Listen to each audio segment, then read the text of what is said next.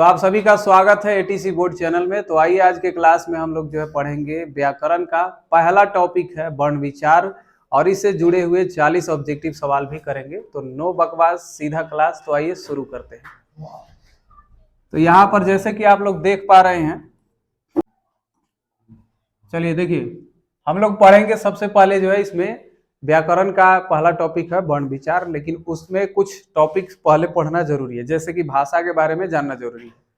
क्योंकि मतलब जितना भी हम लोग लिटरेचर पढ़ते हैं, साहित्य पढ़ते हैं, ठीक है, हिंदी का, इंग्लिश का, संस्कृत का, उससे पहले हम लोग को जो है भाषा और व्याकरण जानना जरूरी होता है। ठीक है, तभी हम लोग किसी विषय को पढ़ सकते हैं। अब यहाँ देखिए कह रहा है कि भाषा क्या है। तो भाषा क्या है? भाषा एक हमारे लिए माध्यम है जिसके तहत जो है हम लोग किसी दूसरे से बात कर सकते हैं, अपनी भावनाओं को व्यक्त कर सकते हैं, एक दूसरे के सामने जो है बातों को रख सकते हैं। ठीक है। अच्छा, जैसे कि हम लोग जो है दो दोस्त होते हैं तो आपस में पूरा दिल खोल के बात करते हैं ना, ठीक है। तो उसमें से दोनों एक ही भाषी हो तो बड़ी मजा आता है बात करने में। लेकिन अगर एक इंग्लिश वाला हो, एक हिंदी वाला हो, केवल एक इंग्लिश आता हो, एक को केवल हिंदी आता हो, तो ये बड़ा करेगा एकदम तो हिंदी वाला जो मुंह टुकुर टुकुर ताकेगा, हिंदी वाला का हाल है तुम्हारा, तो वो जो है ताकेगा, मतलब बात नहीं बनेगा। अगर दोनों एक ही भाषा में अगर बात करता हो तो बात जो है मजेदार होता है ना। ये जानते हैं यहाँ पे। तो भाषा जो है वह माध्यम है जिसके द्वारा मनुष्य अपने विचारों को लिख कर या बोल करके व्यक्त करता है। ठीक है, भाषा के माध्यम से अपने विचार को, अपनी बात को, अपनी मन की भावना को हम जो है या तो किसी से बोल करके या लिख करके जो है बतला सकते हैं। ठीक है। अब है कि भाषा कितने प्रकार के होते हैं।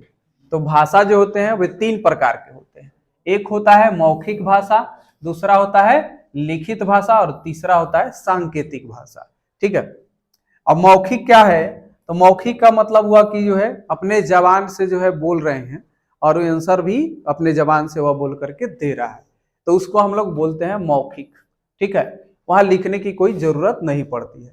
दूसरा है लिखित, हम किसी को कागज पर कुछ लिख करके सवाल दे दिए, ठीक है, वो भी आंसर हमको दिया, वो कॉपी पर लिख करके ही दे रहा है। ठीक है, लिखित रूप में जो चीजें होती है उसको हम लोग बोलते हैं लिखित भाषा। और एक होता है सांकेतिक भाषा। सांकेतिक भाषा का मतलब होता है कि इशारों से जो है बात करना। अब आइए व्याकरण किसे कहते हैं।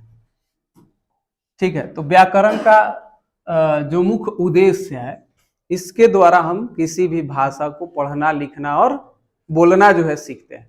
वह चाहे हिंदी का व्याकरण हो, चाहे वह जो है इंग्लिश का हो या संस्कृत का है।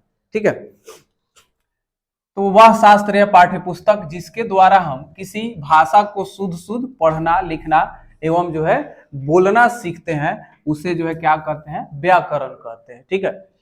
अब उसके बाद है लिपि क्या है। अब हम लोग हिंदी किस लिपि में लिखते हैं, इंग्लिश किस लिपि में लिखते हैं। ठीक है, तो हिंदी हम लोग देवनागरी लिपि में लिखते हैं और इंग्लिश जो है किस लिपि में? रोमन लिपि में लिखते हैं। ठीक है, देखिए, तो भाषा को लिखने के ढंग को लिपि कहते हैं। भाषा को जो लिखने का तरीका होता है उसी को हम लोग क्या बोलते हैं? लिपि कहते हैं। संस्कृत और हिंदी देवनागरी लिपि में लिखे जाते हैं और अंग्रेजी जो है रोमन लिपि में लिखी जाती है और उर्दू जो है फारसी लिपि में लिखी जाती है। ठीक है। अब कह रहा है कि व्याकरण के कितने प्रकार होते हैं, व्याकरण के कितने भेद होते हैं। तो व्याकरण के 5 प्रकार होते हैं: वर्ण विचार, शब्द विचार, वाक्य विचार, चिन्ह विचार और छंद विचार। तो ये 5 तरह के हो गया, ग्रामर का भेद हो गया। आगे देखिए,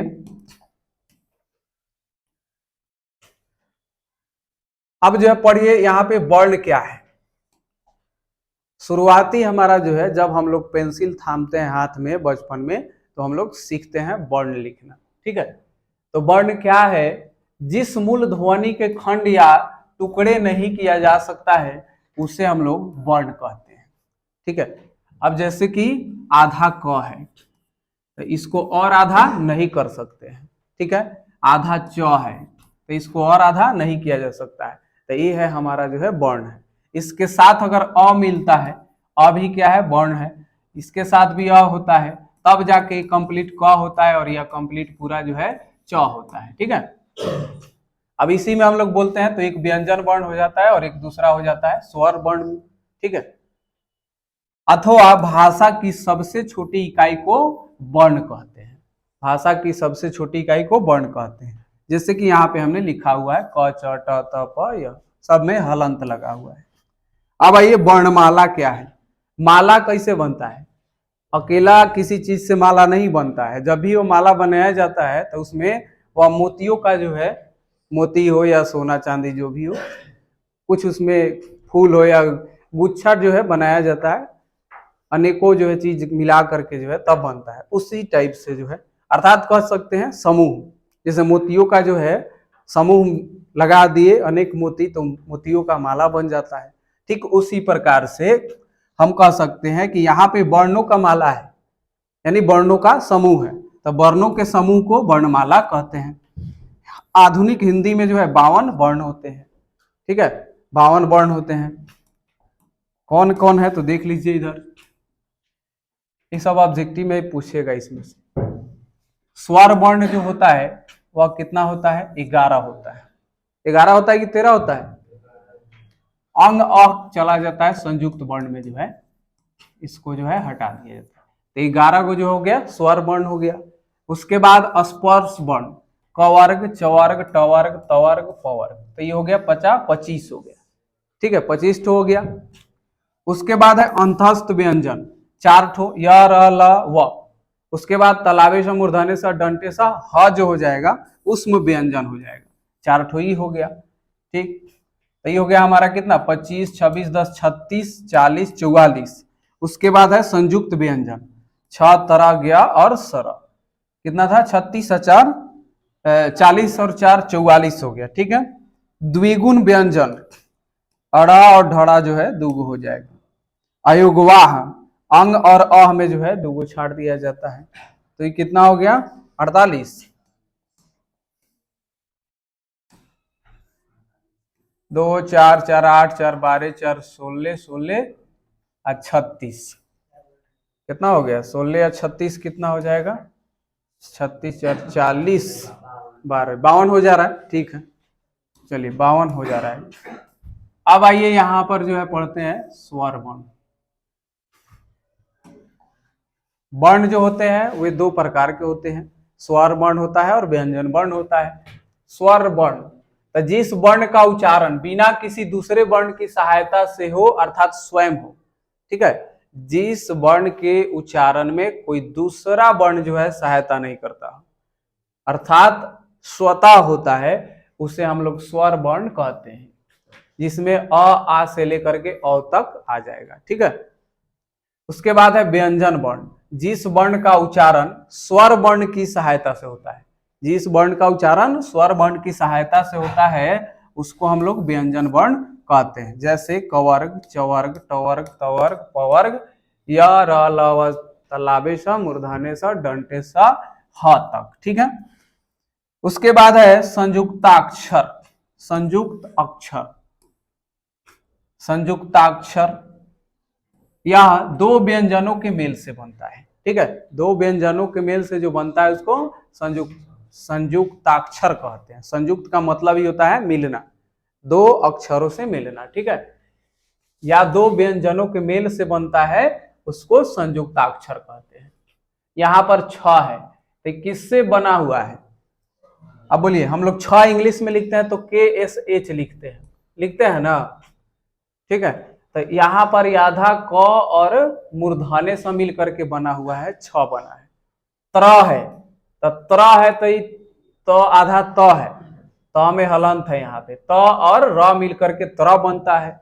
ज्ञा है तो ज्ञा जो है ज और या मिल करके बनता है। ठीक है, तो और उसके बाद सरा है तो तलाबे स और र मिल करके क्या बनता है, सरा बनता है। अब आइए, अब पढ़ते हैं हम जो है वर्णों का जो है उच्चारण स्थान पढ़ते हैं। उच्चारण स्थान कहने का मतलब ही हुआ कि मुंह के अंदर जो है जो पार्ट्स हैं, अंग है, ठीक है, जैसे कि जीभ हो गया, और उसके बाहर भी है, नाक भी है, ठीक है। नाक से क्या बोलते हैं, होठ से क्या बोलते हैं, मूर्धा से क्या बोला जाता है, तालु से कौन से शब्द का कौन से जो है वर्ण का उच्चारण है। तो इसमें हम लोग पूर्ण रूप से वर्णों का उच्चारण देखते हैं।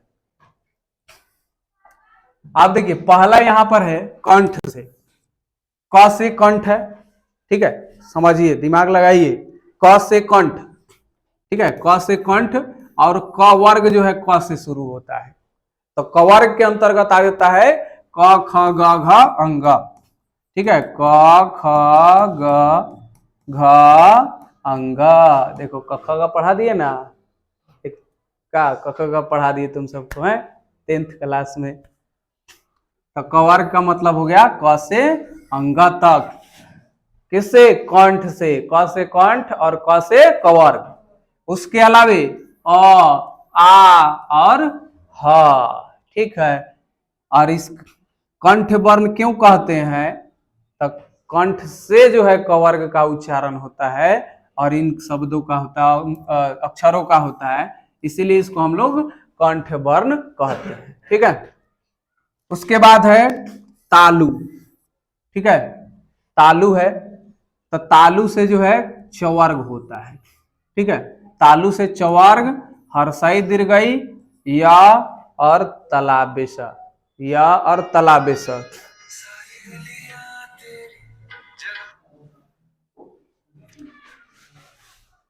तलाबेश का जो है उच्चारण होता है, इसीलिए हम लोग इसको तालव्य वर्ण कहते हैं। उसके बाद है मूर्धा, टवर्ग, र री मूर्धन्य स का उच्चारण होता है, इसीलिए हम लोग इसको क्या बोलते हैं, मूर्धन्य वर्ण कहते हैं। उसके बाद है दंत, दंत से, द से दंत और त थ द जो है तथ द में आ रहा है, ठीक है। तो इससे तवर्ग का उच्चारण स्थान दंत हो जाएगा, ल और स का भी उच्चारण स्थान दंत होता है, इसीलिए इसको दंत वर्ण कहते हैं। उसके बाद है प, देखो बोल रहे हैं प, तो ओठ सट रहा है ना दोनों, तो प से पवर्ग, ठीक है, पवर्ग का उच्चारण स्थान हो गया ओठ, ठीक है। हर्षौ दीर्घौ इस सब का जो है उच्चारण स्थान जो है ओष्ठ है, इसीलिए इसको जो है हम लोग ओष्ठ वर्ण भी कहते हैं। नासिका वर्ण, नाक से बोला जाए तो पांचवा वर्ण जो होता है नासिक के वर्ण कहलाता है, ठीक है। कौन कौन, तो अंग, य, टवर्गीय न, तवर्गीय न और म। ये पंचम वर्ण जो होता है वह नासिका से उच्चारित किया जाता है, इसीलिए इसको नासिक के वर्ण कहते हैं। नाक से, समझ में आ गया ना। तो इतना हो गया जो है वर्ण और उसका उच्चारण स्थान हो गया।